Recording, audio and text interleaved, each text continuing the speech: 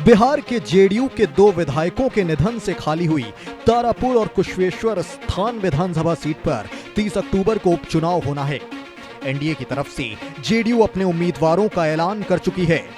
पिछले चुनाव में तारापुर से आरजेडी जबकि कुशवेश्वर स्थान से कांग्रेस चुनाव लड़ी थी, लेकिन इस बार आरजेडी ने कांग्रेस के सीट समेत दोनों ही सीट पर अपने उम्मीदवार खड़े कर दिए हैं।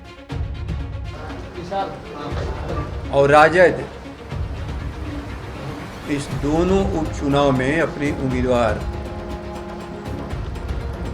राष्ट्रीय जनता दल के राष्ट्रीय अध्यक्ष जी की सहमति से तय किया है।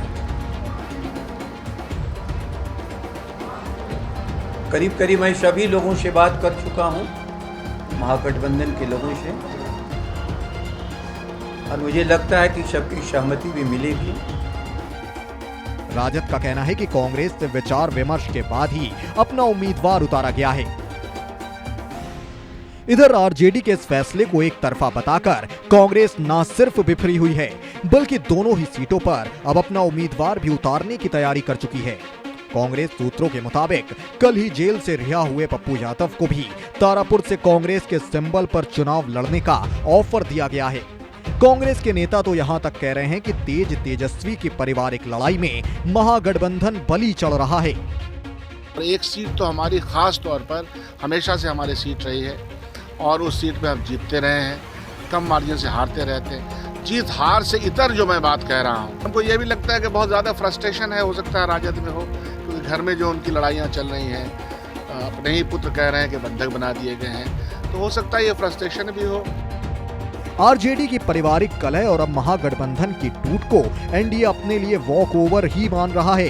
अगर आरजेडी के बाद कांग्रेस भी अपने उम्मीदवार का ऐलान करता है तो एनडीए की राहें न सिर्फ इस उपचुनाव बल्कि भविष्य में और भी आसान हो जाएंगी।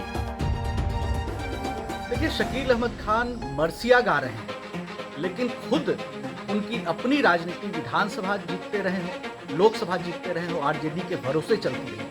जो व्यक्ति आरजेडी की गोद में बैठकर राजनीति करता हो, आज आरजेडी को नसीहत दे रहा है, गठबंधन धर्म बता रहा है, लेकिन शकील अहमद खान को खुद भी याद करना चाहिए कि उनकी राजनीति आरजेडी के भरोसे चलती रही।